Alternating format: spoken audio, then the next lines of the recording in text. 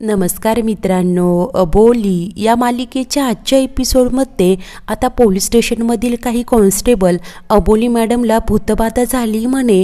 हो, हे असं असूही शकतं अशा चर्चा करत असतात. तर अंकुश ते ऐकतो आणि रागानेच ओरडून म्हणतो की तुम्ही सगळे पोलीस आहात ना, हे असं बोलताना तुम्हाला लाजा वाटत नाही का? काही तर म्हणे भूतबाधा झाली, चला आपापल्या कामाला लागा, असं बोलत सर्वांना कामाला लावतो. क्रिश तिकडे येतो आणि अंकुश विचारतो काय झालंय सर? तेव्हा अंकुश म्हणतो, अरे क्रिश, अबोली काय सफर करते ना ते तिचं तिला माहिती आणि हे इथे चर्चा करताय, उगीच यांना चघळायला विषय हवेत. क्रिश अंकुशला समजावत म्हणतो, आता तरी तुम्ही या सगळ्याचा विचार करू नका, तुम्ही फक्त आणि फक्त अबोलीचा विचार करा, कामाव्यतिरिक्त जास्तीत जास्त वेळ तिच्यासोबतच घालवा. तेव्हा अंकुश म्हणतो, क्रिश अरे मी तिला बाहेर घेऊन जातोय सिनेमा पाहायला, जेवायला, पण तिकडे सुद्धा काही ना काही घडतं. त्यावर क्रिश म्हणतो, मग ठीक आहे ना, तुम्ही तिला बाहेर नेऊच नका, घरातच काही ना काही कपल ॲक्टिव्हिटीज करा. ते ऐकून अंकुशला काहीतरी आयडिया सुचते. तो खुश होतो आणि क्रिशला आता कामं कर असं सांगतो. तर इकडे घरी रमा व राघू परत येतात. तेव्हा दरवाजातच रमा राघूला सांगते की आजीला हे सगळं काही सांगू नकोस, त्या बाई म्हणाल्या आहेत ना, तो लिंबाचा उपाय तरी होकार देते. त्यानंतर दोघीही आत येतात. अबोली त्यांना चहा देते. तर आजी विचारते, काय झालं ग, काय म्हणाल्या त्या बाई? तेव्हा रमा आजीला त्या धाग्याबद्दल सांगते आणि अबोलीला बोलावून तिच्या हातात तो धागा बांधते आणि प्रेमानेच म्हणते की आता सगळं काही ठीक होईल. तितक्यात अंकुश घरी येतो. त्याने सोबत काही भाज्याही आणलेल्या असतात. तो खूपच खुश असतो आणि सर्वांना सांगतो की आज मी आणि अबोली मिळून छान पावभाजी बनवणार, आमच्याकडून ना तुम्हाला ट्रीट. ते ऐकून आजी, राघू सर्वच जणी खूप खुश होतात. अंकुश आणि अबोली मात्र लगेचच कामाला लागतात. त्यावेळेसच रमा गुपचूप त्यांच्या खोलीत येते आणि अबोलीच्या उशीखाली आता त्या बाईने दिलेले ते लिंब ठेवते. इकडे बाहेर अंकुश आणि अबोली दोघेही एकत्र प्रेमानेच मिळून स्वयंपाक बनवत असतात. दोघेही खूपच खुश असतात. अचानकपणे अबोलीच्या हातावर जेव्हा वाफ येते, अंकुश प्रेमानेच तिच्या हातावर फुंकर मारत असतो आणि तेव्हाच तिच्या हातात असलेला तो धागा पाहतो. तो चिडूनच आता रमाला विचारतो, अबोलीच्या हातात हा धागा तू बांधला आहेस का? तेव्हा रमाला त्या बाईने तो धागा दिल्याचं आठवतं. ती गप्प होते, काहीही बोलत नाही. अंकुश मात्र खूपच चिडतो. म्हणतो, का उगीच या घरात तुम्ही अंधश्रद्धेला खतपाणी घालताय आणि जर काही असंच चालत राहणार असेल ना, तर मी अबोलीला घेऊन बाहेर जातो, तिच्यावर उपचार करतो आणि ती बरी झाली की मग आम्ही परत येऊ. तेव्हा रमा घाबरूनच म्हणते, नाही प्लीज असं करू नकोस. तर अंकुश देखील तिला यापुढे असं काहीही करू नको अशी विनंती करतो. तो चिडलेला पाहून राघू खोटं सांगते की दादा, अरे हा साधा धागा आहे, देवळाबाहेर गुडलकसाठी मिळतात ना तो धागा, मग काय प्रॉब्लेम आहे? तेव्हा अबोली देखील अंकुशला शांत करत म्हणते की सर, अहो गुडलकचा धागा आहे ना, मग राहू द्यात आणि चला आपल्याला पावभाजी बनवायची ना. ते दोघेही आता पुन्हा एकदा कामाला लागतात. तर अबोली अंकुशला स्माईल करायला सांगत असते. तर आता काही वेळानंतर छानपैकी पावभाजी तयार झालेली असते.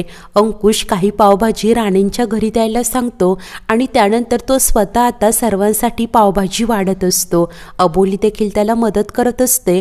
अंकुश हट्ट करत तिला बसायला सांगतो आणि तितक्यात अबोलीच्या मोबाईलची रिंग वाजते. ती जेव्हा आत येऊन मोबाईल पाहते, अननोन नंबर असतो. अबोली जराशी घाबरतच फोन रिसीव करते. तर क्रिशचा फोन असतो. क्रिश विचारतो, काय मग कसा झालाय पावभाजीचा बेत? तेव्हा अबोली म्हणते, तुला कसं माहिती? तर क्रिश तिची मस्करी करत म्हणतो की अगं, पार चौकीपर्यंत पावभाजीचा घमघमाट सुटलाय. अबोली म्हणते, काहीही काय, मला माहिती आहे, तुला अंकुश सरांनी सांगितलं असणार, तू सुद्धा ये ना इकडे पावभाजी खायला असं सांगते. तेव्हा क्रिश म्हणतो, तुझ्याच नवऱ्याने इकडे मला कामाला लावले आणि काय ग, राघूचा फोन लागत नाहीये. तेव्हा अबोली म्हणते, अच्छा, हे खरं काम आहे का? पावभाजी, घमघमाट वगैरे सगळं फक्त कारण आहे. क्रिश लाजत असतो. तर राघू आता अबोलीला बोलवायला येते. अबोली तिला चिडवतच म्हणते, घ्या लवकर, तुमच्या यांचा फोन आहे आणि लवकर पावभाजी थंड व्हायच्या आत बाहेर ये. इकडे बाहेर अंकुश आता स्वतः आग्रह करत सर्वांना वाढत असतो. त्यानंतर सर्वच जण एकत्र आता जेवायला बसतात. आजी पावभाजीचं खूप कौतुकही करते. अबोली आणि अंकुश प्रेमाने एकमेकांना भरवतात. दोघेही खूप खुश असतात. खूप दिवसानंतर घरातील वातावरण अतिशय खेळीमेळीचं असतं. तर त्या दोघांना असं एकत्र आनंदी पाहून रमा देवाकडे प्रार्थना करते की घरावर आलेले हे संकट लवकर टळू देत. त्यानंतर आता अंकुश रूममध्ये असतो आणि तो बेडशीट ठीक करत असतो. त्याला ती लिंब दिसणारच असतात. तितक्यात अबोली तिथे येते आणि सर राहू द्यात ना, मी करते असं सांगते.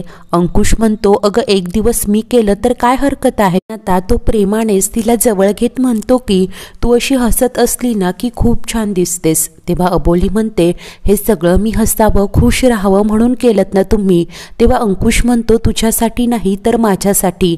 तू जेव्हा हसत असतेस ना तेव्हा माझा दिवस खूप छान जातो, परंतु दुःखी आणि रडत असली ना की एक दिवस अगदी वर्षासारखा वाटतो. ते नेहमी अशीच हसत सुखी राहा. तेव्हा अबोली देखील म्हणते की जर का माझ्या हसण्याने तुम्ही खुश होणार असाल ना तर मी नेहमी अशी हसत राहील. आणि त्यानंतर दोघेही प्रेमाने एकमेकांना मिठी मारतात. तर इकडे बाहेर रमा मात्र खूपच काळजीत असते, खूप टेन्शनमध्ये असते. राघू तिला पाहते आणि काय झालंय, दादा बोलल्याचं तुला वाईट वाटलं का असं विचारते.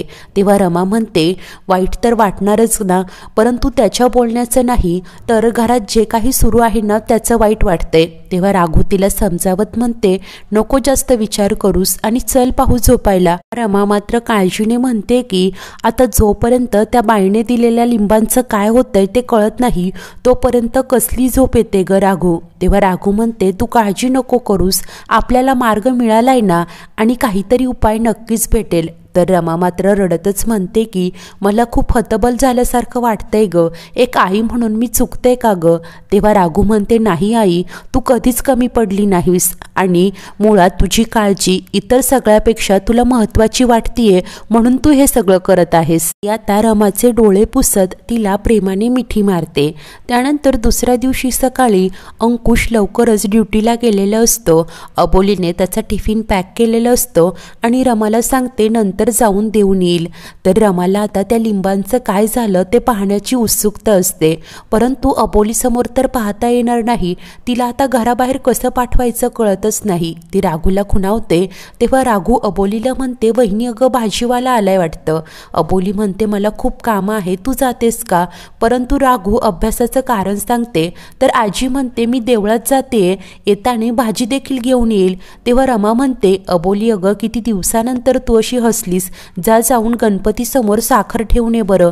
तेव्हा अबोली हसतच होकार देते आणि आजीसोबत आता बाहेर निघून जाते. त्या रमा आणि राघू पटकन अंकुश आणि अबोलीच्या रूममध्ये येतात. तर रमा राघूला बाहेर लक्ष ठेवायला सांगते आणि घाईनेच गादीखाली ती लिंब आहेत का ते पाहू लागते, परंतु गादीखाली ती लिंबच नसतात. ते पाहून रमा खूप घाबरते आणि राघूला म्हणते, अगं ती लिंबच गायब आहेत, इथेच तर ठेवली होती ना, कुठे गेली असतील. तेव्हा राघू म्हणते, काळजी करू नकोस, तू एक काम कर, त्या बाईंनाच फोन कर. आणि ती रमाकडे तिचा मोबाईल आणून देते. तेव्हा रमा आता त्या बाईंना कॉल करते. ती लिंब गायब झाल्याचं सांगते. तेव्हा त्या बाई म्हणतात की तुम्ही लागोलाग मला भेटायला या, कारण लिंब गायब झालीत म्हटल्यावर मला ज्याची भीती होती त्याहीपेक्षा हे काहीतरी वेगळं आहे. सुनेवर काहीतरी मोठं संकट घोंगावतंय, त्यामुळे आपल्याला आता वेळ वाया घालवून चालणार नाही असं सांगतात. ते ऐकताच रमा तर खूपच घाबरून जाते. त्यानंतर काही वेळाने रमा व राघू आता त्या बाईंकडे आलेले असतात. रमा टेन्शनमध्येच म्हणते की त्या लिंबांचा रंग बदलला की नाही ते कळायच्या आतच ती अशी कशी गायब झाली. त्या बाई आता ध्यान लावून दिव्यासमोर हात धरतात आणि त्यानंतर रमाला सांगतात की माझ्या या कामात मी हे असं कधीच पाहिलं नाही. फार फार तर लिंबांचा रंग बदलला किंवा त्यात काही फेरफार झाली, परंतु इथे लिंबच गायब झाली म्हणजे नक्कीच काहीतरी मोठं संकट आहे. आणि मला एक सांगा, याआधी तुमचं कुणाशी काही शत्रुत्व, तुमच्या घराच्या आसपास कुणाचा जीव वगैरे गेलाय का असा प्रश्न करतात. तेव्हा रमा म्हणते की हो, एक बहुरूपी होता आणि तो का काही माहीत नाही, परंतु अंकुश आणि अबोलीच्या मागे लागलेला. असं म्हणत रमा आतापर्यंत घडलेली सर्व काही हकीकत सांगते आणि बोलते की परंतु त्या अपघातात तो गेला. ते ऐकून त्या बाई म्हणतात की तो गेला नाही, तो आहे, तोच तुमच्या सुनेच्या मागे लागलाय. ते ऐकून रमा आणि राघूला तर मोठा धक्काच बसतो। तर पुढील भागात अबोली जेव्हा घरात एकटीच असते, काहीतरी कामात असते, तेव्हाच तो बहुरूपी तिच्या समोर येतो आणि अबोली मी आहे असं विचित्र आवाजातच बोलतो। अबोली समोर त्याला पाहते आणि लगेचच तिच्या हातातील चाकूने त्याच्यावर वार करते। त्यानंतर अचानक तो गायब होतो। तर अबोली पाहते तर त्या चाकूला रक्त लागलेलं असतं। अबोली विचार करत म्हणते, या चाकूला रक्त कसं, यामागे नक्की काय आहे ते आता मी शोधणारच। तर त्याच वेळी इकडे तो बहुरूपी देखील जिवंत असतो आणि आरशासमोर बसून त्याने त्याच्या अंगाला लावलेल्या त्या वेगवेगळ्या खुणा काढत असतो। अशाच नवीन भागांच्या अपडेटसाठी आपल्या चॅनलला नक्की सबस्क्राईब करा। धन्यवाद।